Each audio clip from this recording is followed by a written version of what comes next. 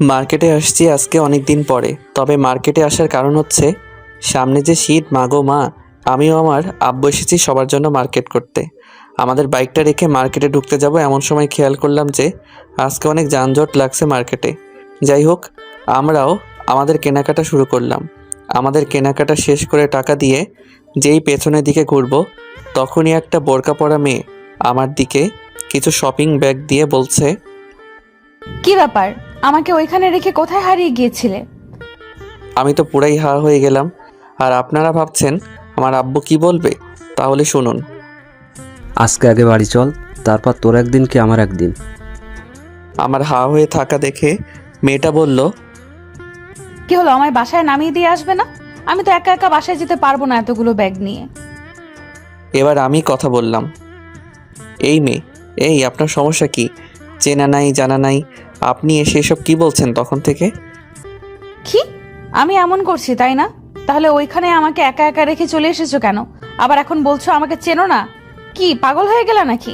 অন্য কোনো মেয়ে দেখে আমাকে চিনতে পারছো না? আমার প্রচণ্ড রাগ হচ্ছে, কিন্তু রাগ না প্রকাশ করে বললাম, আপনার কোথাও একটা ভুল হচ্ছে। আপনি মনে হয় কারোর সাথে আমাকে গুলিয়ে ফেলছেন। দেখুন, আমি আপনাকে চিনি না, আর আমি এখানে আমার আব্বুর সাথে এসেছি। এতক্ষণ আমার আব্বু চুপ করেছিল, কিন্তু এবার কথা বলল। দেখো মা, তোমার সত্যি কোথাও ভুল হচ্ছে, কারণ ও তো এখান থেকে কোথাও যায়নি। আর ও তো কোনো মেয়ের সাথে রিলেশন তো দূরের কথা, কথাও বলে না। ও হলো একটা ভিতর ডিম। এবার আমার প্রেস্টিজের 12টা বাজলো। ও সরি আঙ্কেল, আমার মনে হয় সত্যিই তাহলে কোথাও ভুল হচ্ছে। এইবার তাহলে বুঝতে পেরেছেন? সরি। তারপর মেয়েটি চলে গেল। আমরাও রওনা দিলাম বাড়ির দিকে। আমরা আমাদের বাইকটা নিয়ে বাসায় চলে আসলাম। আমি যত বাড়ির দিকে আসছি তত বেশি ভয় হচ্ছে যে আজ কপালে কী আছে সেটা আল্লাহই ভালো জানেন। আমরা বাড়িতে চলে আসছি। যাক বাবা, আব্বু এখনও কিছু বলেনি। আমি সরাসরি আমার রুমে চলে গেলাম। গিয়ে ফ্রেশ হয়ে এসে ড্রয়িং রুমের দিকে যেতেই দেখি আব্বু আর আম্মু বসে আছে। তারা কি যেন বলাবলি করছে। আমি গিয়ে পাশে বসতেই আম্মু হাসতে হাসতে আমাকে জিজ্ঞেস করলো, কী রে বাবা, ওই মেয়েটা কে ছিল? আমি একটু ভ্যাবাচাকা খেয়ে গেলাম আর আস্তে করে বললাম, কোন মেয়েটা আম্মু?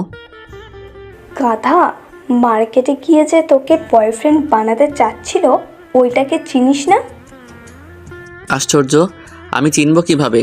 আমি কি আগে কখনো দেখেছি নাকি যে চিনব? আরে রাগ হবার কি আছে, রাগ করিস না। আর এখনো কোনো পছন্দ থাকলে বল। আসলে আমার রাগ একটু বেশি, তাই বলবো যে রাগ করিস না। আর ভাবছেন যে আমার পছন্দের কথা বলছে কেন? আসলে সবাই আমার জন্য মেয়ে দেখে রেখেছে, তাই আর কি। আরে না, আমার কোনো পছন্দ নাই। এই বলে আমি ওইখান থেকে রুমে চলে আসলাম। তারপর রাতের খাবার খেয়ে ঘুমাতে যাব, তখন মার্কেটের ওই মেয়েটার কথা মনে হচ্ছিল। এখন ওই সব ভাবাভাবি শেষ। আগে আপনাদের আমার পরিচয়টা দেই। আমি মেহেদি হাসান পারভেজ, বাবা মায়ের 3 নাম্বার এবং শেষ পিচি ছেলে। আমার বড় 2 ভাই আছে। বাবা কিছুই করে না, ভাইয়া করে। আর আমার হবু ওয়াইফের নাম সুলতানা, আব্বুর বন্ধুর মেয়ে। আমি চেয়েছিলাম একটা প্রেম করব, তারপর বিয়ে করব, কিন্তু আব্বু আম্মুর কথায় রাজি হয়ে যাই বিয়েটা করতে। আমি পড়াশোনা শেষ করে এখন একটা কোম্পানিতে চাকরি করি। আর আমি কিন্তু এখনও আবার স্ত্রীকে দেখি নাই, মানে হবু বউ। যাই হোক, পরিচয় দিতে দিতে ঘুমিয়ে গেছি। এভাবে কয়দিন চলে গেল। আজ আব্বু বলছে একটু শ্বশুর বাড়ি যেতে হবে, সরি, হবু শ্বশুর বাড়ি। ভেবেছিলাম আজকে অন্তত নিজের জিনিসটার সাথে একটু দেখা করতে পারবো, কিন্তু কথায় আছে না যে ভাগ্যে না থাকলে কিছুই হয় না। আজকেও দেখা হলো না। যাই হোক, ওইখানে থেকে আসার সময় রাস্তার মধ্যে হঠাৎ করে বৃষ্টি আসায় একদম ভিজে গেলাম। যাই হোক, বাসায় এসে রাতে থেকে প্রচণ্ড জ্বর আসলো। ওষুধ খেয়ে কিছুটা সুস্থ হলেও পুরোপুরি সুস্থ হইনি। আজ আমি আর আব্বু ডাক্তারের কাছে গেলাম। ডাক্তার আমাকে দেখে কিছু পরীক্ষা করাতে বলল। আজকে প্রচণ্ড ভিড় থাকায় আমরা ওয়েট করছিলাম। এমন সময় কোথায় থেকে যেন সেই মেয়েটা এসে আমাকে বলছে যে, এত টেনশন করতে হবে না, বাচ্চার বেশি সমস্যা হয়নি, শুধু একটু জ্বর আসছিল। আমি যথারীতি অবাক হয়ে আব্বুর দিকে তাকিয়ে দেখলাম আব্বু মুচকি মুচকি হাসছে। আমি ভাবছিলাম আব্বু প্রচণ্ড রিয়্যাক্ট করবে। মানে, আপনি কাকে কি বলছেন এসব? মানেটা কি? হ্যাঁ, কি বলছো এসব? আমার প্রচণ্ড রকম রাগ হচ্ছে এবার। খেয়াল করলাম আব্বু আমার দিকে তাকিয়ে ওই মেয়েটাকে বলল, মা, তোমার কথা ভুল হচ্ছে। না আঙ্কেল। আচ্ছা, আমরা এই বিষয়ে পরে কথা বলি। তুমি বাইরে ওয়েট করো, আমরা আসছি। Okay uncle. মেয়েটা বাইরের দিকে চলে আসলো। আপনারা ভাবছেন আমি এতক্ষণ চুপ করে ছিলাম কেন? কারণ আব্বু আমার রাগ হওয়া দেখে আমার হাত ধরে রেখেছিল যেন আমি কথা না বলি। তারপর আমরা এখানকার কাজ করলাম। টেস্টের রেজাল্ট একদিন পরে দিবে, তাই চলে আসলাম। বাইরে এসে দেখি মেয়েটা আর নাই, চলে গেছে। আমি মনে মনে ভাবলাম ভালো হয়েছে। তারপর আমরা বাড়িতে চলে আসলাম। পরদিন গিয়ে আমি রেজাল্ট নিয়ে ডাক্তারকে দেখালে ডাক্তার বলল সব ঠিক আছে। তারপর আমি বাসায় চলে আসলাম। রাতে খাওয়া দাওয়া শেষ করে রুমে আসতেই আমার ফোনটা বেজে উঠল। আমি অপরিচিত নাম্বার দেখে রিসিভ করলাম না, কিন্তু যে ফোন দিচ্ছে সে তো অবিরাম ফোন দিয়েই যাচ্ছে। শেষমেশ ফোনটা রিসিভ করলাম। রিসিভ করতেই ওপাশ থেকে মেয়েলি কণ্ঠে, আসসালামু আলাইকুম, কেমন আছেন? ওয়ালাইকুম আসসালাম, ভালো আছি, কিন্তু আপনি কে? কেমন আছেন জিজ্ঞেস করার আগেই বলছেন আমি কে? কারণ আমি আপনাকে চিনি না, আর আপনি কে সেটাও জানি না। আগে আপনার পরিচয় দিন। আমি আপনার কাছের একজন। আমি আপনাকে অনেক আগে থেকে চিনি, আর আপনিও আমাকে চিনেন।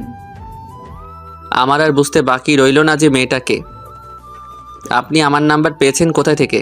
আর আপনাকে আমি চিনি না, আপনি ভুল নাম্বারে কল করেছেন। না, আমি ঠিক নাম্বারেই কল করেছি, কারণ আপনি পারভেজ। শোনেন, আপনি আমাকে অনেক জ্বালিয়েছেন, আমি কিন্তু কিছুই বলিনি। আপনি আর কখনো আমার চোখের সামনে আসবেন না, আর আমাকে কখনো ফোন করবেন না। আর যদি এগুলোর মধ্যে একটা করেন তাহলে আপনার খবর আছে। মেয়েটা কিছু বলার আগে টুট টুট টুট লাইনটা কেটে দিলাম। আর আমার প্রচণ্ড রকম রাগ হচ্ছিল মেয়েটার উপর, যাকে কিনা আমি চিনি না জানি না, সে নাকি আমাকে চেনে। আজব সব কারবার। তারপর আমি ঘুমিয়ে গেলাম। পরদিন সকালে ঘুম থেকে উঠে ফ্রেশ হয়ে নাস্তার টেবিলে আম্মুকে একবার বললাম, আম্মু, আমি কি একবার সুলতানার সাথে দেখা করতে পারি? না, তোর দেখা করতে হবে না। ও তোর সাথে দেখা করেছে এবং কথাও বলেছে। তোর আর আলাদা করে দেখা করতে হবে না। কি বলছো এসব? আমার সাথে দেখা করলো কোথায়? করেছে। তোর এত ভাবতে হবে না। তোর না আজকে থেকে অফিস যাওয়ার কথা। তাড়াতাড়ি করে অফিসে যা, না হলে তোর আব্বু রাগারাগি করবে কিন্তু। আচ্ছা যাচ্ছি, আর কি করব। এরপর আরও কিছু কথা বলে বের হয়ে চলে আসলাম অফিসে। অসুস্থ থাকায় এতদিন যাইনি। আসলে এটা আমার বন্ধুর অফিস। আমার বন্ধু এই অফিসের এমডি। আমি বসে বসে কিছু কাজ করছিলাম, এমন সময় পিয়ন এসে বলল, স্যার, আপনার সাথে একজন দেখা করতে আসছে। তিনি বললেন অনেক জরুরি। আমি বললাম আচ্ছা পাঠিয়ে দিন। কিছুক্ষণ পর একটা মেয়ে বলে উঠল, আমি কি আসতে পারি? কথাটা শুনে আমি সামনের দিকে মুখ তুলে তাকাতেই আমার চোখটা আটকে গেল দরজায়। মার্কেটের সেই মেয়েটা আমার হা হয়ে তাকিয়ে থাকা দেখে মেয়েটা বলল, কি আসবো না এখানেই দাঁড়িয়ে থাকবো? আসেন। মেয়েটি ভেতরে এসে দাঁড়াতেই আমি বললাম, বসেন। মেয়েটি আমাকে ধন্যবাদ দিয়ে বসলো। আমি অফিসে বলে আগে বললাম, আমি আপনার জন্য কি করতে পারি? একটা কাজে ডাকো, বিয়ে করে ফেলি। মেয়েটির কথা শুনে আমি পুরাই অবাক হয়ে গেছি। তখন আমি বললাম, কি? ডাকো। জানো, আমি তোমাকে ছাড়া আর একটি মুহূর্তও থাকতে পারবো না। আপনাকে ভূতে লাড়ে নাকি শয়তানে লাড়ে বলুন তো?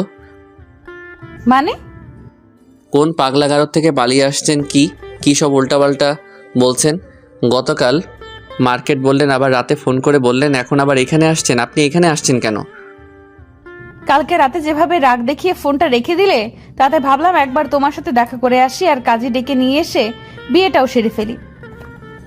উফ, এবার কিন্তু রাগ উঠে যাচ্ছে। আচ্ছা একটা কথা বলেন তো, আপনি কিসের জন্য আমার সাথে লেগেছেন? আমি আপনার কি করেছি? আপনি অনেক দিন থেকে আমাকে এইভাবে বিরক্ত করছেন, কিন্তু কিসের জন্য এরকম করছেন? এমনিতেই আপনাকে জ্বালাতন করতে আমার খুব ভালো লাগে, তাই। আর আপনাকে ছাড়া আর কাকে জ্বালাতন করব বলেন? কি বলছেন এসব? আমি আপনাকে চিনি না, আর আমাকে জ্বালাতন করতে ভালো লাগে মানেটা কি? আর আমাকে ছাড়া কাউকে জ্বালাতন করবেন না মানেটা কি? সবগুলোর উত্তর একটাই। তুমি মনে হয় ভালোভাবে বুঝতে পেরেছো। তুমি আমার স্বামী, আমি তোমার স্ত্রী। তবে শুনুন, আমার না বিয়ে ঠিক করা আছে, আর আমার ওয়াইফের নাম সুলতানা। 15 দিন পর আমার বিয়ে। ও আপনাদের তো বলতে ভুলেই গিয়েছিলাম যে আমার বিয়ে আর মাত্র 15 দিন বাকি। তাই বুঝি? আমি বিশ্বাস করি না। কোনো কনফিউশন আছে নাকি? আমি তো বিশ্বাস করি। কনফিউশন হব কেন? অন্য কোনো মেয়ের দিকে তাকালে না মেরে ফেলবো। উফ দূর, আপনি এখন আসতে পারেন, জানতো। ওকে জানো, খুব তাড়াতাড়ি তুলে নিয়ে বাসর করবো, রেডি থেকো, বাই। এই বলে মেয়েটা উঠে চলে যেতে যেতে পেছনে তাকিয়ে বলল, বাই দ্য ওয়ে, আমার নাম সানজিদা। বলেই মেয়েটা চলে গেল। মেয়েটা চলে যাওয়ার পর মনে হলো আমি হাঁপ ছেড়ে বাঁচলাম। বড় একটা দীর্ঘশ্বাস ফেলে আমার কাজে মন দিলাম। এইভাবে দিনটা শেষ। এইভাবে যেতে যেতে 2 দিন পর অফিস থেকে বাসায় এসে ফ্রেশ হয়ে একটু ছাদে যাব ভাবলাম। তখনই আম্মু একটা ডাক দিল। পারভেজ, দেখ তোর ফ্রেন্ড এসেছে, বাইরে আয়। আমি মনে মনে বললাম আমার ফ্রেন্ড আসছে, কিন্তু আমার তো এইরকম কোনো ফ্রেন্ড নাই। যাই হোক, আমার রুম থেকে বেরিয়ে এসে দেখে তো আমার চক্ষু চড়ক গাছ। আমি আবারও আগের বারের মতো হতবাক। আরে আপনারা ভাবছেন কে এসেছে? আর বইলেন না, ওই যে মেয়েটা, ওই মেয়েটাই আসছে, সানজিদা। কীরকম মেয়েরে বাবা, চিনা নাই জানা নাই, হুটহাট সব জায়গায় চলে আসে। আম্মু আর মেয়েটা বসে আছে। আমার এইভাবে হাঁ করে তাকিয়ে থাকা দেখে আম্মু বলল, কি রে, অবাক হওয়ার কি আছে? আর ওই রকম গাধার মতো দাঁড়িয়ে আছিস কেন? বস এসে। আমি কিছু না বলে বসলাম। আর ওই মেয়েটার দিকে তাকিয়ে দেখি মেয়েটা একরকমের হাসি দিচ্ছে, শয়তানিটাই হাসি। তা দেখেও আমি কিছুই বললাম না। আমি বসার পরে আম্মু বলল, তোরা বসে গল্প কর, আমি একটু আসছি। আচ্ছা ঠিক আছে।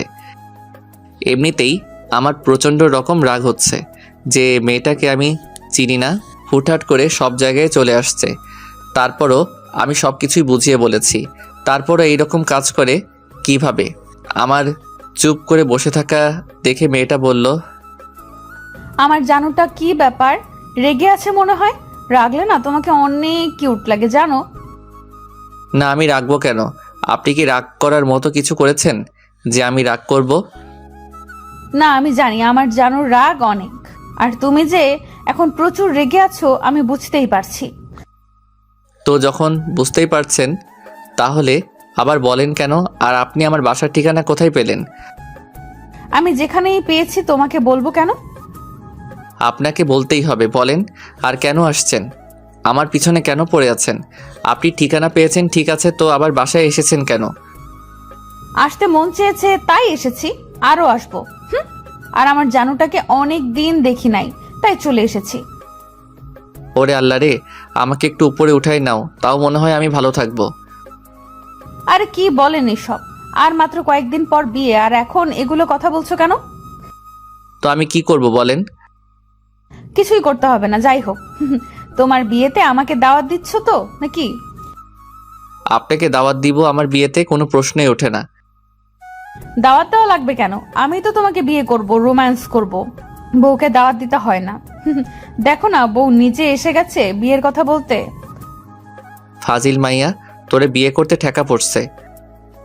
আমার কথা শেষ না হতেই আব্বুর আগমন। কি হ্যাঁ, কে কাকে দাওয়াত দিচ্ছে না শুনি? আঙ্কেল আসসালামু আলাইকুম, আপনি কেমন আছেন? আমি ভালো আছি মা, তুমি কেমন আছো? আর তোমার বাসার সবাই কেমন আছে? সবাই ভালো আছেন। আম্মু বলল আপনাদের সাথে দেখা করে যেতে, আর আম্মু আপনাকে আর আন্টিকে একবার যেতে বলেছে, তাই আর কি। কথা শেষ না হতে আমি শুরু করলাম, ও তাহলে আমার সাথে প্রথম দিন থেকে তাহলে সবার অভিনয় চলছে? বাহ, খুব ভালো। তোমরা চীনা পরিচিত তাহলে? আসলে একটু খারাপ লাগছে এটা ভেবে যে আব্বু আম্মু সবাই ওই মেয়েটাকে চেনে আর আমার সামনে প্রকাশ করেন না। আর আব্বু বলছিলেন না যে কাকে দাওয়াত দিব না, সে হচ্ছে এই মেয়েটা। চুপ গাধা, যা উপরে যা, এইখানে আর বসে থাকতে হবে না। আর শোন, কালকে সকালে তো ফ্রেন্ডের সবাইকে দাওয়াত দিবি।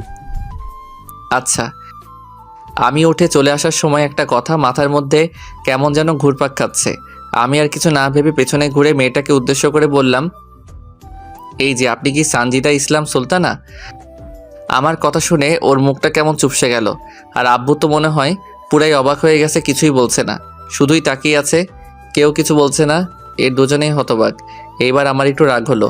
আমি এবার জোরে বললাম, কি হলো বলেন, কথা বলেন।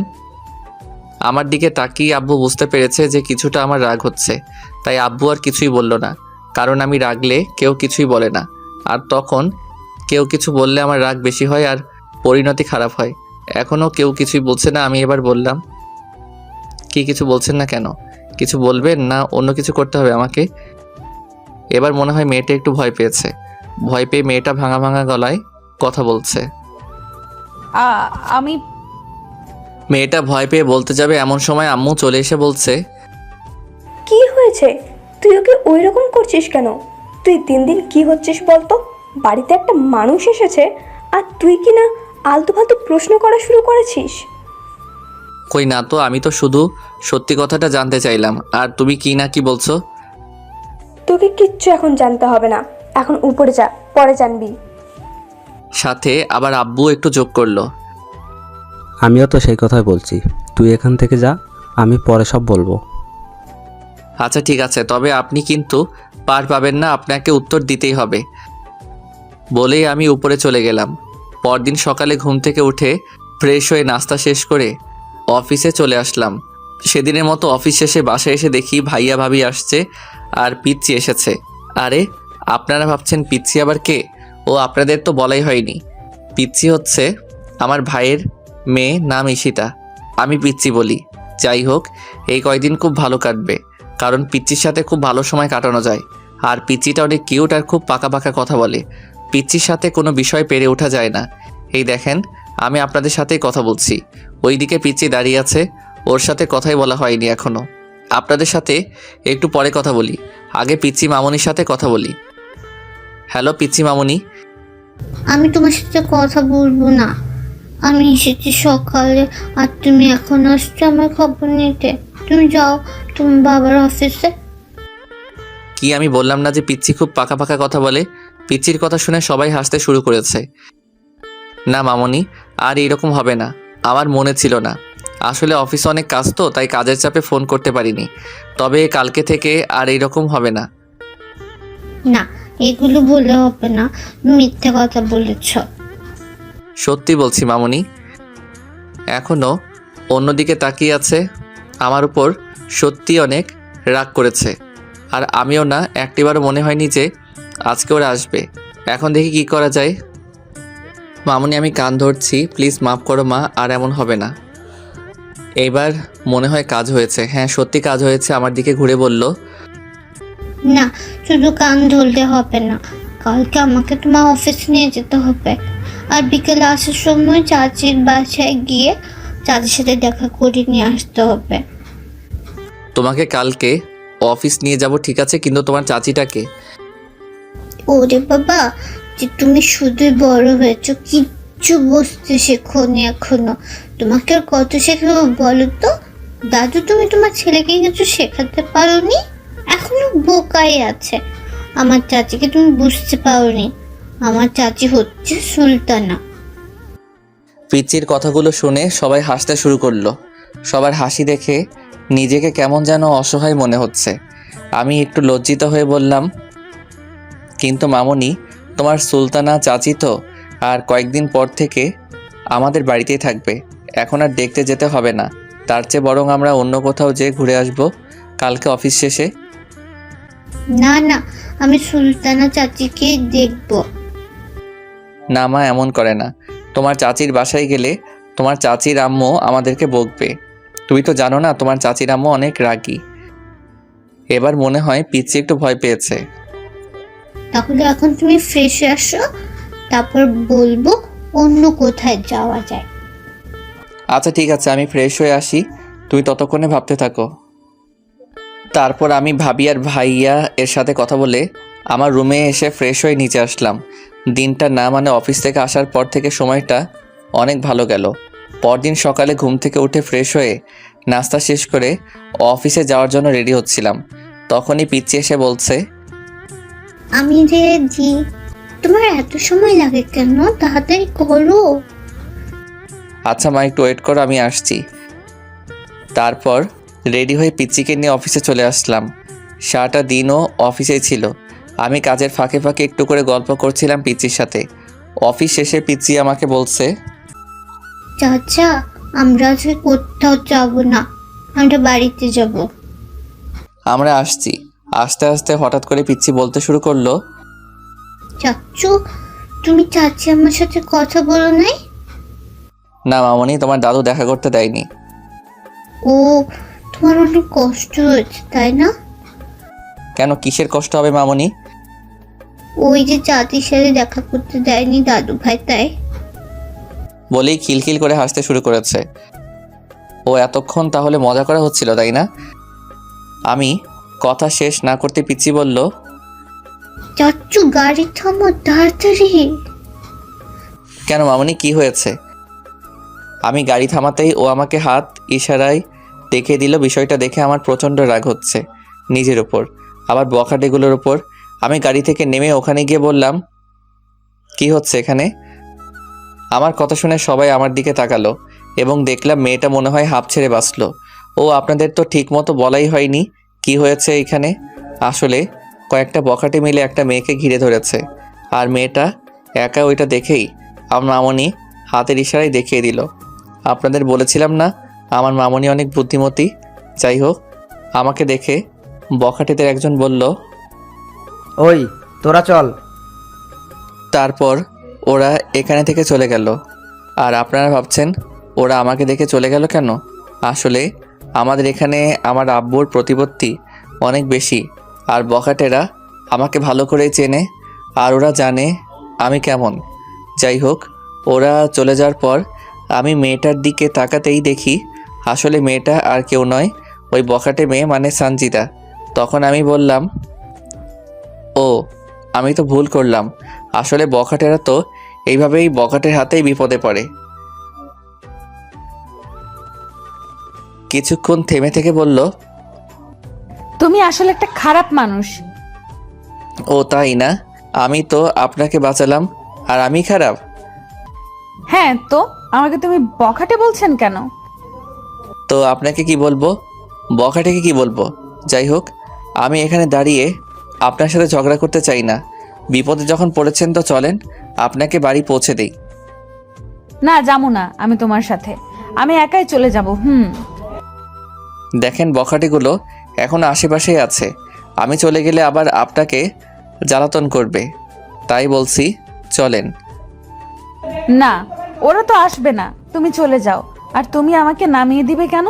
আমি তোমার কি হই? বাহ, এতদিন আপনি তো বলতেন জানো কলিজা ইত্যাদি। আচ্ছা, এখন তর্ক করে লাভ নেই।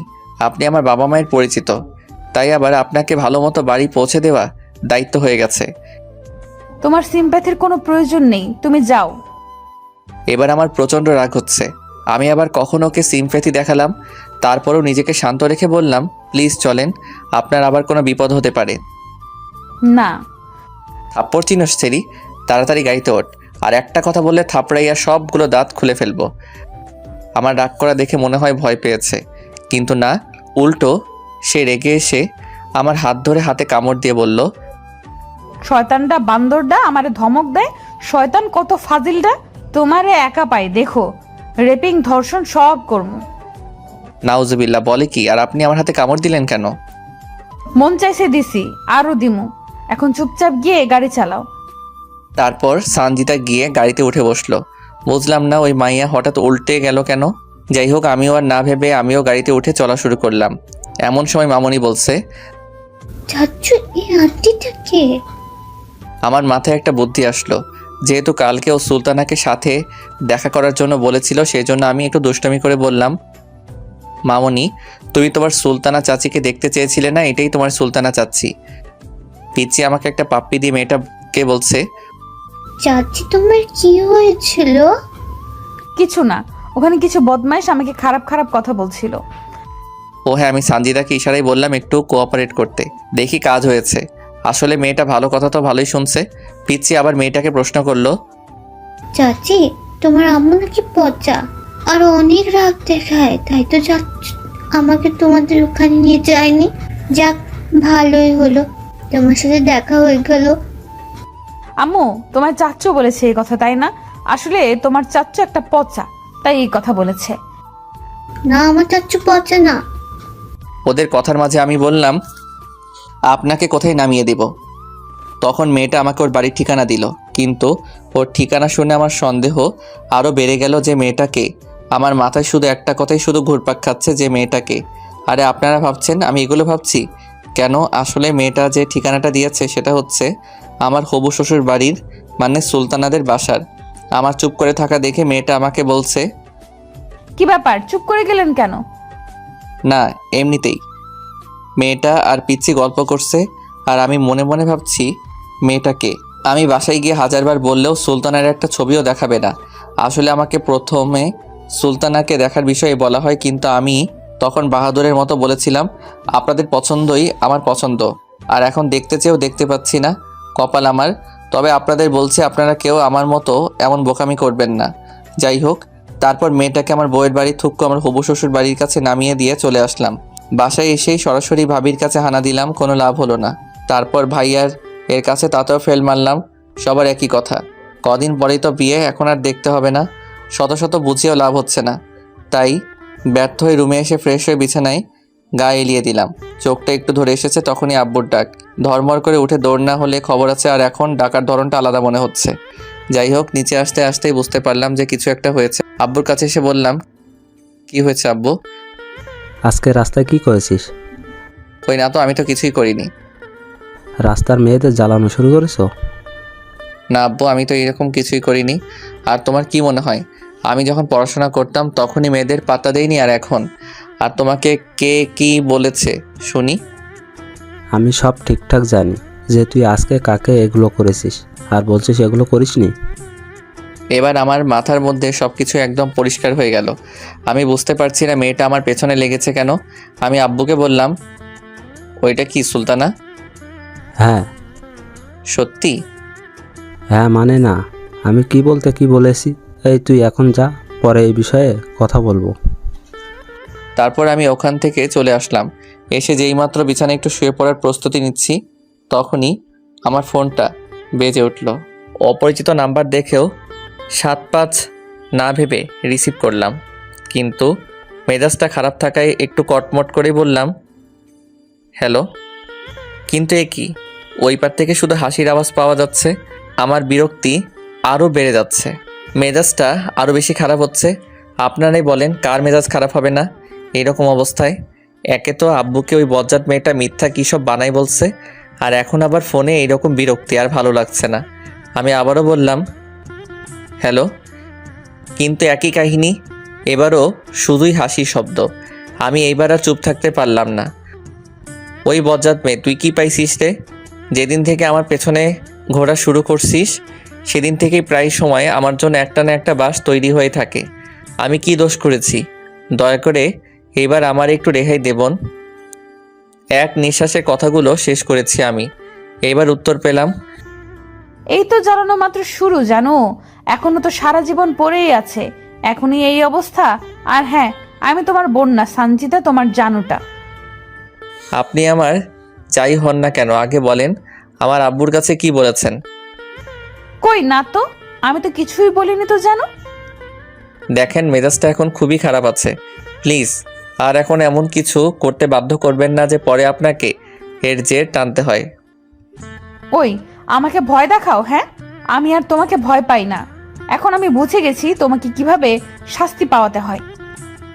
একটু শান্ত হয়ে বললাম, দেখেন আপনি দয়া করে বলুন আমি আপনার কি ক্ষতি করেছি যার জন্য আমাকে এর মাসুল দিতে হচ্ছে, আর আমার বিয়ে ঠিক করে রাখা। আপনি প্লিজ আমার পিছু ছাড়েন। ওই চুপ। আর হ্যাঁ, কই, তখন মনে ছিল না যে আমি একটা মেয়েকে থাপ্পড় দিতে যাচ্ছি? কোন সাহসে?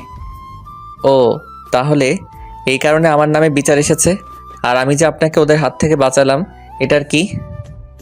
তো কি হয়েছে, বাঁচিয়েছো ভালো কথা, আমাকে তো রাগ না দেখালেও পারতে। একটু আদর ভালোবাসা দিতে। না, তখন আমার উচিত ছিল সিনেমার নায়কদের মতো আপনাকেও কোলে তুলে নিয়ে আমার গাড়িতে বসানো, তাই না বজ্জাত মেয়ে? একটু না হলে করতে, কি হতো একটু কোলে তুলে নিলে? সরি, মাফ করবেন। আমি যেন আপনাকে আর আমার চোখের সামনে না দেখি বলেই ফোনটা কেটে দিলাম। আসলে মেয়েটার কথা শুনে আমার রাগ আরও বেশি হচ্ছিল। আর ভালো লাগছিল না, তাই লাইনটা কেটে দিলাম। যাই হোক, তারপর থেকে আর কোনো সমস্যা করেনি মেয়েটা। এইভাবেই চলতে চলতে বিয়ের দিন চলে আসলো। আজকে গায়ে হলুদের দিন। সন্ধ্যার পর ভাবি এসে আমাকে ভাবির ফোনটা দিয়ে বলছে, নে ধর, ওই মেয়েটা কথা বলবে। না, আমি ধরতে পারবো না। আপনারা ভাবছেন ভাবির কাছে কেন ফোন করেছে? আসলে ও আমার কাছে ফোন করেছে, কিন্তু আমি রিসিভ করিনি। আর ভাবতে পারেন ভাবির ফোন নাম্বার কই থেকে পেলো, সে নিয়েছে। তুই ফোনটা ধরবি না, আমি আব্বুকে ডাকবো। আসলে আমি আব্বুকে ভয় পাই। আর আমার বাসার সবার কাছ দেখে মনে হচ্ছে আমার বিয়ে সুলতানার সাথে না, মেয়েটার সাথেই হচ্ছে। যাই হোক, আমি ফোনটা ধরলাম। আমি কোনো কথা বলছি না দেখে ফোনের ওই পাশ থেকে আওয়াজ আসলো, কেমন আছেন? ভালো তো থাকতে দিলেন না, আবার জিজ্ঞেস করছেন কেমন আছি। তাই বুঝি। আচ্ছা ঠিক আছে, তোমাকে কথা দিলাম আজকের পর থেকে আর জ্বালাতন করব না ফোন করে। সত্যি? সত্যি। তবে ভালো থাকবেন। আপনি আপনার রাস্তা দেখেন, আর আমারটা দেখি। ওকে, ভালো থাকবেন, বাই। আমি ওকে বাই বলতে যাব, তার আগেই লাইনটা কেটে দিল। বুঝলাম না। যাই হোক, আজকে আমার বিয়ে, অনেকটা টেনশনে আছি। বোঝেনি তো আপনারা, নতুন বিয়ে করছি। না মানে বিয়ে করছি নতুন, তাই আর কি। সারাটা দিন কেটে গেল, বিয়ের সব কাজ শেষ। নতুন বউ নিয়ে বাসায় চলে আসলাম, কিন্তু আমার পোড়া কপাল, কখনো বউয়ের মুখখানা দেখি নাই। শুধু শুনলাম যে আমার বউ নাকি সুন্দর। আর একটা আশ্চর্য বিষয় হচ্ছে, আমি সেদিন মেয়েটাকে এখানেই নামিয়ে দিয়ে গিয়েছিলাম, বাট আজকে তো একবারও দেখলাম না মেয়েটাকে। আজকে অনেক খারাপ লাগছে এটা ভেবে যে অনেক খারাপ ব্যবহার করেছি মেয়েটার সাথে। এরপর ফোন করে সরি বলে দেব। বাড়িতে আসার পরে সবাই নতুন বউ নিয়েই ব্যস্ত, আমার দিকে কারো কোনো খেয়াল নেই। আসলে নতুন বউ বাড়িতে নিয়ে আসতে আমার যে একটা অবদান আছে সেটা কেউ মনে হয় জানেই না। আমার অবস্থা এখন ডাস্টবিনে ফেলে আসা খাবারের মতো, কেউ একবার তাকেও দেখছে না আমার দিকে। আমার এই অবস্থা দেখে ভাই আমার কাছে এসে বলছে, কি ব্যাপার ভাই, কষ্টে আসত মনে হয়? আমি বললাম, কি যে বলেন না ভাই, কষ্টে থাকবো কেন। এরপর আরও কিছু কথা হলো ভাইয়ার সাথে। ও, আপনারাও শুনবেন? না, আমার বলতে লজ্জা লাগছে। বোঝেন তো, প্রথম বিশ্বযুদ্ধ। না মানে নতুন বিয়ে করেছি, তাও শুনবেন? আচ্ছা শুনেন। ভাইয়া এর কাছে থেকে কিছু টিপস নিলাম, আর কিভাবে বিড়াল মারতে হয়। আসলে আমি আমার ভাইয়ের সাথে ফ্রি। এইভাবে অনেকটা সময় পার হয়ে গেল, তাই আমার অবস্থা দেখে উঠে গেল। একটু পর এসে আমাকে বলছে, চলো রুমে যাবে, তোমার জিনিস একা একা বসে আছে। কি বলেন? জিনিস মানে? এখন আবার কিছু জিনিস নিয়ে যেতে হবে? আমি বলেছি তোমার বউ, না মানে তোমার ওয়াইফ একা একা রুমে বসে আছে, যাও তাড়াতাড়ি। ও আচ্ছা, যাই তাহলে। 2 পা সামনে আগাতেই মনের মধ্যে ধক করে উঠল। আমার ঘরে দরজার সামনে গিয়ে আবার পেছনের দিকে দৌড়, ভাইয়ের কাছে গিয়ে থামছি। কি হলো? না কিছু না, এমনিতেই ভয় লাগছে ঘরে যেতে। তুই একটু আমার সাথে যাবি? হায় আল্লাহ, এ তো শুধু বড়ই হয়েছে, এখনো ছোট বাচ্চা। ওই তাড়াতাড়ি যাবি না আমি আব্বুকে ডাকবো? ভাইয়া তুইও? আব্বু! পুরোপুরি চিৎকার না করতেই আমি এক দৌড়ে দরজার কাছে। তারপর 2-3 বার বুকে ফু দিয়ে রুমে ঢুকবো, তখনই কেউ পেছন থেকে ধাক্কা দিয়ে দরজা আটকে দিল। আমার এই রকম অবস্থা দেখে আমার নতুন বউ একটু হেসে ফেলল। আমি অসহায় হয়ে শুধু একটু হাসির শব্দ পেলাম। যাই হোক, বউ এসে আমার পায়ে সালাম করে আবার গিয়ে বিছানায় বসলো, ইয়া বড় একটা ঘোমটা দিয়ে। আমি কি করব বুঝতে পারছি না। আমি এখনও দাঁড়িয়েই আছি। আমার এই রকম দাঁড়িয়ে থাকা দেখে বেচারা আমার বউ বলল, দাঁড়িয়েই থাকবেন না এদিকে এসে বসবেন? আমি বউয়ের কথা শুনে একটু স্বস্তি পেলাম। আমিও আর দাঁড়িয়ে না থেকে বউয়ের পাশে গিয়ে বসলাম। আমার প্রচণ্ড ঘাম হচ্ছে দেখে সুলতান আমাকে বলে উঠল, ভয় পাচ্ছেন কেন এত? না মানে প্রথম বিয়ে করছি তো তাই। কি, আরো বিয়ে করার ইচ্ছা আছে নাকি? হায় রে কপাল, কি বলতে কি বলছি এসব। না মানে ভুলে বের হয়েছে কথাটা। ও আচ্ছা, আর যেন ভুল না হয়। এইবার আমার একটু সন্দেহ হলো সুলতানার কণ্ঠ শুনে। আসলে আমার পরিচিত কণ্ঠ মনে হচ্ছে, এর আগেও শুনেছি কণ্ঠটা। সেদিকে মাথা না ঘুরিয়ে বললাম, আচ্ছা ঠিক আছে। একটু সময় চুপ থেকে বললাম, আমি আপনাকে দেখতে চাচ্ছি, যদি ঘোমটাটা সরাতেন। কেন, আপনি সরাতে পারছেন না? ওই আমি সরাবো। নয়তো কি আপনার ভাইকে ডাকবেন? না না, তার দরকার নেই, আমি সরাচ্ছি। এটা বলেই আমি ঘুমটা সরিয়ে যেই মাত্র বউয়ের মুখের দিকে তাকিয়েছি, তাতেই আমার চোখকে বিশ্বাস করতে পারছি না। আমার প্রচণ্ড রকমের রাগ হচ্ছে এখন নিজের বাবা মায়ের প্রতি। আমি যেন বাকরুদ্ধ হয়ে গেছি, কিছুই বলতে পারছি না। একটা পাথরের মতো বসে আছি। ক্রমশ আমার রাগ বাড়ছে, আর আস্তে আস্তে আমার চোখ দুটোর রং কালো থেকে লাল হচ্ছে। আর আপনারা ভাবছেন আমি এইরকম রাগ হচ্ছি কেন? আসলে নতুন বউটার কেউ নয়, সেই মেয়েটা সানজিদা।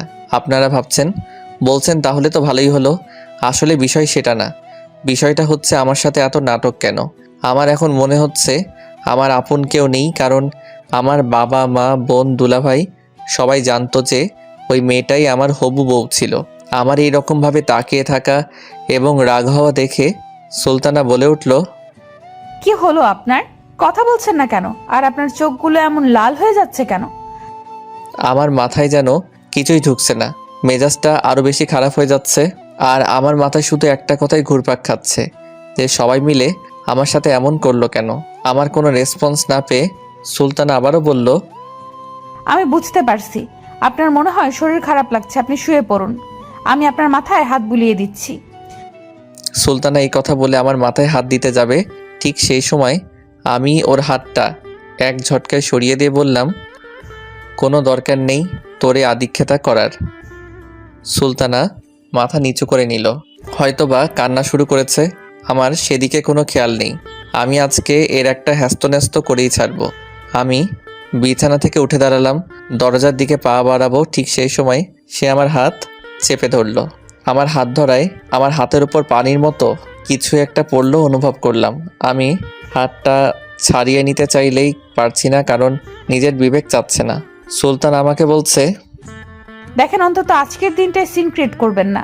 বাড়িতে অনেক লোকজন, আব্বু অপমানিত বোধ করবেন। ওর কথায় যুক্তি আছে দেখে আমি বললাম, আচ্ছা ঠিক আছে, তবে আপনি খবরদার আমার কাছে আসার চেষ্টাও করবেন না। ঠিক আছে।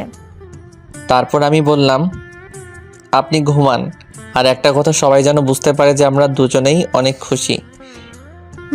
ঠিক আছে, কিন্তু আপনি ঘুমাবেন না?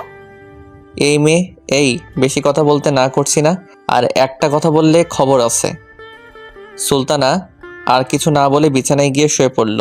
আমি সোফায় গিয়ে ঘুমানোর চেষ্টা করছিলাম, কিন্তু একটুও ঘুম আসছিল না। কেন জানি শুধু একটা কথাই মাথায় ঘুরপাক খাচ্ছে, যে আমি কি দোষ করেছিলাম যে আমাকে এমন শাস্তি দিয়েছে। আপনারা কি বলেন, এটা কি শাস্তি না? আমার সাথে সবাই অভিনয় করেছে। রাতে আর ঘুম হলো না। সকালে ফ্রেশ হয়ে বাইরে বের হতেই দেখি দুলাভাই আমার দিকে তাকিয়ে হাসছে। ভাইয়ের হাসি দেখে বুঝতে পারলাম যে এখন আমাকে নিয়ে কিছুক্ষণ উপহাস করা হবে। তাই আর কিছু না ভেবে বাইরে চলে আসলাম। হাইরে কপাল, বাহিরে এসেও শান্তি নেই। সবাই দেখি একই কথা জিগাই, কিরে রাতে ঘুম কেমন হলো? আমি সবাইকেই বলছি ভালো ভালো, কিন্তু কেউ মানতেই চাচ্ছে না, কারণ সারা রাত জেগে থাকার কারণে চোখ দুটো লাল হয়ে আছে। তাই আমি আর বাইরে না থেকে ভেতরে আসলাম। ভেতরে আসতেই আম্মুর ডাক শুনলাম। আম্মুর ডাকে সাড়া দিয়ে আম্মুর কাছে গেলাম, সেখানে দেখে আব্বু আছে। আমি যেতেই আব্বু বললেন, বিকেলে তোমার শ্বশুরবাড়ি যেতে হবে, তোমাদের ওইখান থেকে লোকজন আসবে। আমি কিছু না বলে ওইখান থেকে চলে আসলাম। আমার কেমন জানি কিছুই ভালো লাগছে না। আমার রুমের দিকেও যেতে পারছি না, যে গিয়ে একটু ঘুমাবো, প্রচণ্ড ঘুম পাচ্ছে। রাগ মিলিয়ে একদম বিরক্তিকর ব্যাপার মনে হচ্ছে আমার। যাই হোক, আমি আর বাসায় না থেকে চলে আসলাম বাইরে। গাড়িটা নিয়ে বাসায় থেকে অনেকটা দূরে, আবার এখানে এসেও ভালো লাগছে না। আমি আসলে বুঝতে পারছি না যে আমার সাথে এমন কেন হচ্ছে। অতিরিক্ত রাগ থাকলে যা হয় আর কি, কোথাও গিয়ে একটু শান্তি লাগছে না। যাই হোক, আমি গাড়িটা একটা লেকের পাড়ে দাঁড় করিয়ে গাড়ি থেকে নেমে বসে আছি। কেমন জানি ভালো লাগে আমার এমন জায়গায় বসে থাকতে। বসে থাকতে থাকতে কখন যে দুপুর হয়ে গেছে সেদিকে আমার খেয়ালই নেই। সকাল থেকে এখনও পর্যন্ত কিছুই খাইনি, তারপরও একটু খিদের জ্বালা বুঝতে পারছি না। যাই হোক, ফোনটাও পকেট থেকে বের করে আরও বড় ধরনের শক্ট খেলাম, কারণ সকাল 10টার পর থেকে এখনও পর্যন্ত 100টারও বেশি কল আর 50টার বেশি মেসেজ। আমি আর কিছু না ভেবে বাড়ির দিকে রওনা দিলাম। অতঃপর বাসায় এসে যা দেখলাম তা আমার ধারণার বাইরে। এসে দেখি আব্বু বসে আছে আর সবাই সুলতানাকে থামানোর চেষ্টা করছে। আসলে সুলতানা প্রচণ্ড রকম কান্না করছে, আর হ্যাঁ, এখন আমার শ্বশুরবাড়ি থেকে কেউ আসেনি। আমাকে দেখে বাবা বসা থেকে উঠে এসে সরাসরি এক চড় বসিয়ে দিলেন। আমি কোনোভাবেই প্রস্তুত ছিলাম না। আর একটা বিষয় দেখে অবাক হলাম যে আমাকে চড় মারা দেখে সুলতানার কান্না আরও বেড়ে গেল। আব্বু শুধু বলল, তোর সাহস হয় কিভাবে? এইটুকু বলতেই ভাইয়া এসে আব্বুকে থামিয়ে দিয়ে বলল। তুমি বসো, আমি বলছি। তারপর ভাইয়া আমাকে টানতে টানতে আমার রুমে নিয়ে আসলো। কি তোর কি কোনো বুদ্ধি শুদ্ধি নাই? সব হারাই ফেলছো? কেন, কি হয়েছে ভাইয়া? আমি আবার কি করলাম? তুমি কোথায় গিয়েছিলে? তোমার ওয়াইফ এখনো পর্যন্ত খায়নি, আর তোমাকে কতবার ফোন করেছে দেখো তো। মেয়েটা সেই সকাল থেকে কান্না করেই যাচ্ছে। ও আচ্ছা, শ্বশুরবাড়ির লোকজন কখন আসবে? এই তো কিছুক্ষণের মধ্যে চলে আসবে। আর শোন, তোমার ঠোঁটের কোণে কেটে গেছে, ওইখানে পরিষ্কার করে নাও। তারপর ভাইয়া চলে গেল আর আমি বাথরুমে গিয়ে একদম গোসল সেরে বের হলাম। এই বাবা, এটা কি সুলতানা এখনও রুমে আসেনি? আমি দরজার সামনে গিয়ে দেখি এখনও নিচে বসে কাঁদছে। আর ভাবি আম্মু কিছুতেই ওর কান্না থামাতে পারছে না। এটা অব্যাহত যদি ওদের বাড়ির লোকজন দেখে তাহলে কী ভাববে আপনারাই বলেন। আমি ওপর থেকেই ডাক দিলাম, ভাবি ওকে উপরে নিয়ে আসেন তো। ও মা, এ কি, ওই মেয়েকে কোনোভাবেই উপরে আনা যাচ্ছে না, ও আসতেই চাইছে না। আমি এটা দেখে একটা প্রস্তুতি নিলাম। আমি রুমে গিয়ে একটা টি শার্ট পরে সরাসরি নিচে এসে ওর সামনে দাঁড়ালাম, কিন্তু মেয়েটা এখনও কেঁদেই চলেছে। আমি ভাবিকে বললাম উপরে যেন খাবারটা দিয়ে দেয়, আর ইশারায় বললাম আম্মুকে এখান থেকে নিয়ে যেতে। আসলে তখন সেখানে শুধু ভাবি আর আম্মুই ছিল। তারপর ভাবি আম্মুকে নিয়ে চলে গেল, আর আমি কি ভাবছেন, আমি সুলতানাকে একদম কোলে তুলে নিয়ে উপরে চলে আসলাম। কোলে তুলে নিতেই ও পুরোপুরি অবাক হয়ে গেছে আর কান্নাও থেমে গেছে। রুমে ওকে নিয়ে আসতে আসতে ভাবলাম সুলতানাকে একটু হাসাতে হবে, না হলে পরে সমস্যা হতে পারে, কারণ কোনো মানুষ অনেক কান্নাকাটি করতে করতে সেন্সলেস হয়ে পড়ে। এখন ভয় একটাই। যাই হোক, রুমে নিয়ে এসে সুলতানাকে নামাতেই খেয়াল করলাম ও খুবই লজ্জা পেয়েছে, আর নামিয়েই বললাম, বাবারে এত ভারী। ও দেখি আমার দিকে তাকিয়ে আছে, মনে হয় কিছু বলবে। আপনি খুবই খারাপ মানুষ, বুঝলেন? তারপর তারপর আর কিছুই না। বলে ও উঠে আমার দিকে এগিয়ে আসছে। ওর চোখের চাহনিগুলো অন্যরকম দেখাচ্ছে। ও আস্তে আস্তে আমার দিকে এগিয়ে আসছে, আর আমি কিছু বুঝতে পারছি না কি করব। ও এগিয়ে আসছে, এবার আমি পিছাচ্ছি। ও এগিয়ে আসছে আর আমি পিছিয়ে যাচ্ছি। একসময় আমি দেওয়ালের সাথে ঠেকে গেলাম, কিন্তু ও থামছেই না, এগিয়েই আসছে। আস্তে আস্তে ও একদম আমার কাছে চলে এসেছে। আমি ওর নিঃশ্বাসের শব্দ শুনতে পাচ্ছি। আস্তে আস্তে ও ওর মুখটা আমার দিকে এগিয়ে নিয়ে আসছে, একদম কাছাকাছি চলে এসেছে। আমার কেমন জানি লাগছে, কিন্তু সুলতানা তো থামছেই না। এমন সময় ঠক ঠক ঠক আওয়াজ পেয়ে সুলতানা ও আমি দুজন একসাথে দরজার দিকে তাকাতেই দেখি ভাবি আর ভাইয়া দাঁড়িয়ে আছে, আর ভাবি আমার দিকে তাকিয়ে মুচকি মুচকি হাসছে। সুলতানা ওদের দেখে প্রচণ্ড রকম লজ্জা পেয়েছে, লজ্জায় লাল হয়ে গেছে। আমি যে লজ্জা পাইনি তাও না, তারপরও কিছু বলছি না। ভাবি এখনও ওইখানেই দাঁড়িয়ে আছে। আমি বললাম, কি ব্যাপার, ওখানে দাঁড়ায় থাকবেন না, ভেতরে আসবেন, খিদা লাগছে তো। আসছি তো। তারপর ভাবি খাবার রেখে খেয়ে নিতে বলল, আর যাওয়ার সময় সুলতানাকে কিছু শিখিয়ে দিয়ে গেল।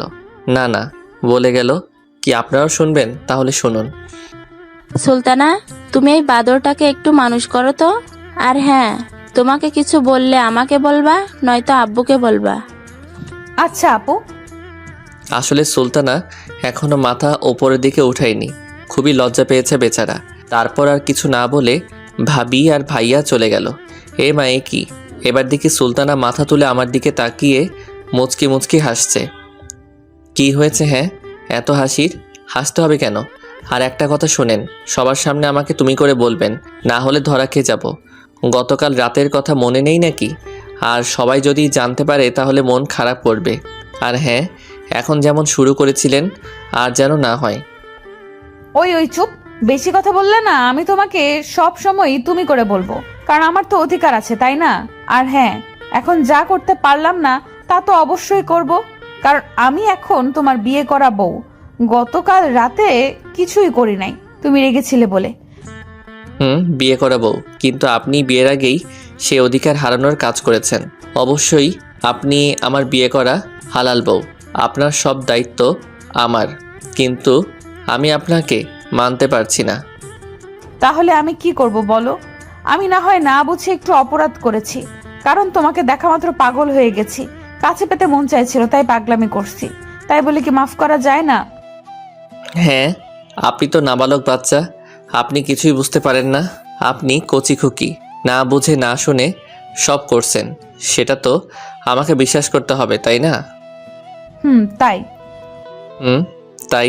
আচ্ছা, আমি আর এই বিষয়ে কথা বলতে চাচ্ছি না, এখন খুব ক্ষুধা লাগছে, খেয়ে নেন। ও, তাহলে মাফ করেছো? ওই আর কথা যেন না শুনতে পাই, তাড়াতাড়ি খেয়ে নেন।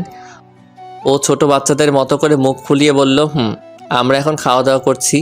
আমি খাচ্ছি আর ভাবছি মেয়েটা অনেক সুইট, সব কথা শুনে এখনও বাচ্চাদের মতো স্বভাব থেকেই গেছে। ও হ্যাঁ, আপনাদের তো বলাই হয়নি, আমার বউটা অনেক সুন্দর, একদম পরীর মতন, একবার দেখলে শুধু তাকিয়ে থাকতে মন চায়। আপনারা ভাবছেন আমি এগুলো বলছি কেন? আসলে ও যাই করুক না কেন, আমার বিয়ে করা বউ তো, যত যাই বলি না কেন একটা টান হয়ে গেছে। যাই হোক, হঠাৎ করে আমার প্রচণ্ড জ্বলছে ঠোঁটের কোণে, কারণ আব্বু চরমারায় ওখানে কেটে গেছে। আমি খাওয়া শেষ করতেই ও বলল, এই জন্য তো তোমার শরীরের এই অবস্থা, এতটুকু খেলে মানুষ কোনো দিনও মোটা হবে না। এমনিতেই জ্বলছে, আর তার উপর এইরকম কথা কার ভালো লাগে? ওই, আমার আর মোটা হওয়া লাগবে না, আমি চিকন আছি, চিকনই থাকবো। চুপচাপ খাওয়া শেষ করেন। তারপর ও চুপচাপ খাওয়া শেষ করে প্লেটগুলো নিচে রেখে আসতে গেল, আর আমি বিছানায় গা এলিয়ে দিলাম। একটু পরে দেখি মামনি আসছে। আরে ভুলে গেছেন আমার ভাতিজি, ও এসে সরাসরি আমার বুকের উপর শুয়ে পড়ল। আসলে ও এই রকমই করে, যদি দেখে আমি শুয়ে আছি তখনই আমার বুকের উপর শুয়ে পড়বে। তারপর আমি বললাম, মামনি, তোমার নতুন চাচি তোমাকে আদর করেনি? করেছে। নতুন চাচি কই? এটা তো সেদিনের বাইকে করে দিয়েছে চাচি, অনেক আদর করেছে, তোমার চাইতে বেশি। তাই না? এখন আর কি আমাকে মনে থাকবে? এখন তো তুমি তোমার আদরের চাচি পেয়েছো। পেয়েছি তো, কি হয়েছে? আচ্ছা মামনি, তুমি আজকে আমার সাথে চলো তোমার চাচির আম্মুর বাড়ি। আমার কথা শুনে ও উঠে বসে কেমন করে যেন আমার দিকে তাকিয়ে আছে। আমি বললাম, কি মামনি, কি হলো? না কিছু না, কিন্তু আমি যাব না। কিন্তু কেন? তুমি জানো না, চাচির আম্মু পচা, আমি যাব না বাবা, তুমি যাও। বলেই দৌড়। হাই রে কপাল, সেদিন যদি না বলতাম কথাটা তাহলে আজকে ভালো হতো। আসলে মিথ্যা বললে বিপদে পড়তেই হয়। আপনারা ভাবছেন আমি এমন করছি কেন? আসলে আমার কেমন যেন লাগছে ওদের ওখানে একা একা যেতে। যাই হোক, দৌড় দিলাম ভাইয়া এর কাছে, গিয়ে বললাম, ভাইয়া আমাকে নাকি শ্বশুরবাড়ি যেতে হবে, তো আমাকে কি একাই যেতে হবে নাকি? আরে না, একা যাবে কেন? তুমি আর সুলতানা যাবে। আমি কি আপনার সাথে মজা করছি বলেন ভাই? ভাই প্লিজ, আপনি আমার সাথে চলেন না। আরে দূর, তুমি কি এখনো ছোট? বোকা, এত ভয় কেন? এখন আমাকে ছাড়ো, আমি দেখি তোমার শ্বশুর বাড়ির কারোর কিছু লাগবে কিনা, ওরা তো এদিক ওদিক আছে। আসলে আমি ঘরে থাকাই জানিনি যে ওনারা কখন এসেছেন।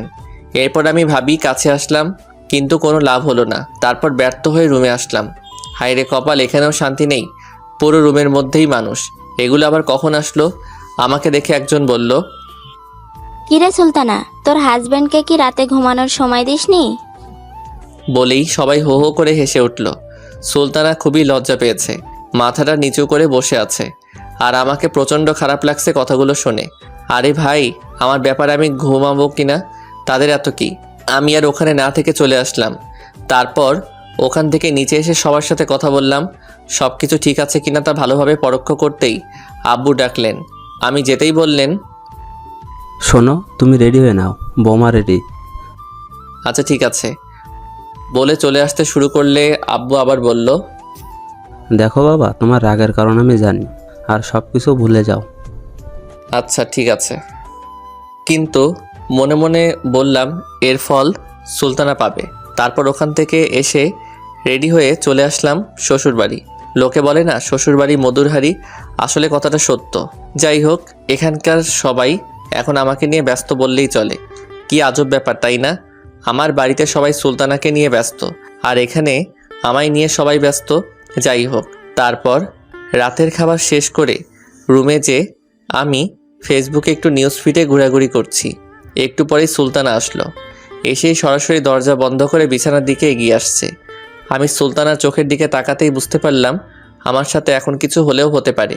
ও এগিয়ে আসছে আর আমার অবস্থা আস্তে আস্তে কেমন যেন হচ্ছে বুঝছি না। ও এসেই আমাকে ধাক্কা দিয়ে বিছানায় ফেলে দিল। দিয়ে ও আস্তে আস্তে, আরে এত তাড়াতাড়ি কেন আপনাদের আস্তে আস্তে বলি, আমার বুঝি লজ্জা করে না? ও আস্তে আস্তে আমার উপর উঠে বসে আমার মুখের দিকে মুখ নিয়ে আসছে। আমার কেমন যেন লাগছে। আমি কিছু বুঝতে পারছি না যে কি করব। আমারও কে আমার থেকে ছাড়াতেও পারছি না। হায় হায়, সবাই শুনলে কি বলবে আপনারাই বলেন। আমি একটা মেয়ের থেকে নিজেকে ছাড়াতে পারছি না। আপনারা আবার কাউকে বলবেন না কিন্তু, হ্যাঁ? ও মুখ একদম আমার মুখের কাছে চলে এসেছে। ও ওর চোখ দুটো বন্ধ করে ফেলছে। এমন সময় আবারও ঠক ঠক আওয়াজ হলো। আওয়াজ হওয়াতে সুলতান আমাকে ছেড়ে দিল আর মুখে অটোমেটিকভাবে এক চিলতে হাসি ফুটে উঠল। সুলতান আমার দিকে তাকিয়ে দেখলো আমি হাসছি। ঠিক তখনই ও আবার আরও জোরে আমাকে ধরে আমার গালে একটা চুমো দিয়ে দিল। আমি তো রীতিমতো অবাক, কি মেরে বাবা! আমাকে ছেড়ে দিয়ে ও উঠে যাচ্ছে, কিন্তু ওর মুখে প্রচণ্ড রকমের বিরক্তি প্রকাশ পাচ্ছে। আর আমার কথা ভাবছেন, আমি তো পুরাই টাসকি খেয়ে গেছি। যাই হোক, ও গিয়ে দরজা খুলতেই দেখলাম ওর আম্মু, মানে আমার শাশুড়ি। ও গিয়ে বলল, কি হয়েছে আম্মু? একটু ঘুমিয়ে গেছিলাম। একটু ঘুমের ঘরে থাকার মতো অভিনয় করে বলল, ওই তুই তো বড়ই কেয়ারলেস মেয়ে রে। কেন, আমি আবার কি করলাম? হ্যাঁ, দেখ তো জামাই ওর ঠোঁটের ওখানে কেটে গেছে, তুই এই মলমটা এনে রেখে দিয়েছিস কেন? এটা ওখানে লাগাতে হবে না? সুলতানা কিছু বলতে যাবে তার আগে আমি বললাম, না আন্টি, আসলে ও নিয়ে এসেছিল, কিন্তু আমি দিতে চাইনি, সেজন্য আবার রেখে এসেছে। আমার কথা শুনে সুলতানা আমার দিকে তাকিয়ে মুচকি মুচকি হাসছে। আমার শাশুড়ি বলছে, ও আচ্ছা, ঠিক আছে, তোমরা তাহলে ঘুমাও, কিন্তু এটা দিলে একটু তাড়াতাড়ি সেরে যেত। আচ্ছা দিন, আমি লাগিয়ে নিবনি। তারপর আমার শাশুড়ি ওইটা দিয়ে চলে গেল। তারপর সুলতানা ওইটা হাতে করে আমার কাছে এসে বলল, বাহ, খুব ভালো মিথ্যা বলতে পারো তো তুমি। আপনাকেই তো বাঁচালাম, না হলে আপনাকে তো আপনার আম্মু, না মানে আমার শাশুড়ি অনেক বকা দিত। সেটা বুঝতে পেরেই তো আমি ওইটা বললাম। ও তাই বুঝি। তা এখন এটা লাগিয়ে নাও, তাহলে এটা তাড়াতাড়ি ভালো হয়ে যাবে। কোনো দরকার নেই, ওইটা লাগাতে হবে না, ওইটা এমনিতেই ভালো হয়ে যাবে। সুলতানা আর জোর করলো না আর বলল, এখন শুয়ে পড়ো, অনেক রাত হলো। কি আপনি ঘুমাবেন না? না কোথাও যাবেন আমি ঘুমানোর পরে? হ্যাঁ যাবো তো, আমার বয়ফ্রেন্ডের সাথে দেখা করতে। কালকে তো আপনার বাড়িতে ছিলাম, তাই যেতে পারিনি। কি? হুম। কোথায় আপনার বয়ফ্রেন্ড? আমিও যাব দেখা করতে, চলেন। আপনাকে যেতে হবে না, আর আপনার লজ্জা লাগবে না। আপনি দাঁড়িয়ে দাঁড়িয়ে দেখবেন আমরা কি করব।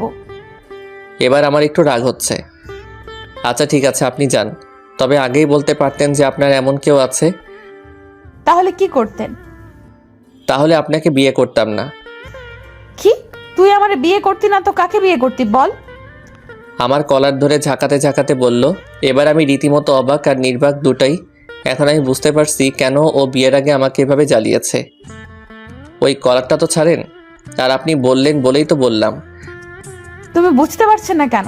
আমি তো বলেছি তাই না, যে আমার ভুল হয়ে গেছে, সরি সরি, কিন্তু তুমি বুঝতেই চাইছো না। তো আমি কি বলবো বলো? হাই হাই, এটা আমি কি দেখছি? সুলতানা কান্না করে দিছে, কিন্তু আমার কলার এখনো ছাড়িনি। আমি কি করব বুঝতে পারছি না। আসলে আমার যে ওকে ভালো লাগে না তাও না, কিন্তু দূর কিসের কিন্তু, যাই করুক না কেন সব তো আমার সাথেই করেছে। আর বউটা তো আমার, তাই না? আমি ওর চোখের পানিগুলো মুছে দিলাম আর বললাম, এত কষ্ট পাওয়ার কি আছে? আমি তো অভিনয় করছিলাম, আপনি যেমন করেছেন তেমন। সুলতানা আর কিছু বলল না, আমার কলার ছেড়ে এখন আমায় ধরেছে। আমি এবারও অবাক, কারণ এই রকম পরিস্থিতিতে আমি প্রথম। আমার এই রকম দেখে সুলতানা বলল, একটু জড়িয়ে ধরতেও পারেন না নাকি? হ্যাঁ। হুম। আমি হুম বলতেই ও আরও বেশি শক্ত করে জড়িয়ে ধরল। আমার মনে হচ্ছে ছোট বাচ্চা ভয় পেয়েছে। যাই হোক, আমারও যখন ধরেছে সেহেতু আমিও ধরলাম। হাই হাই, আপনারা সবাই শুনে ফেলেছেন? কি লজ্জা, কি লজ্জা। তবে ডোন্ট মাইন্ড, হ্যাঁ?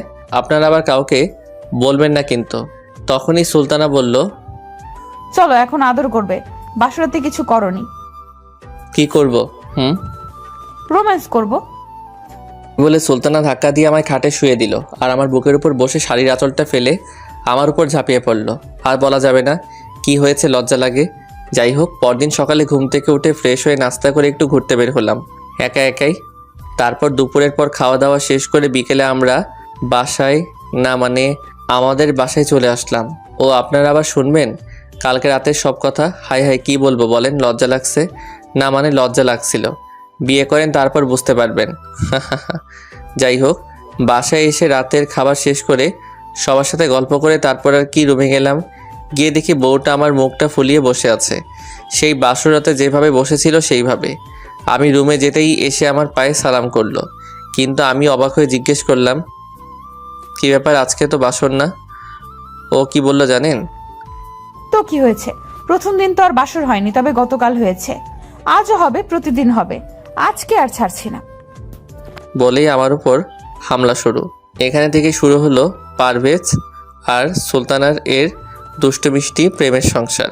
সবাই দোয়া করবেন 10-12টা গুড়াগাড়া যেন হয়, ফুটবল খেলার টিম তৈরি করতে যেন পারি।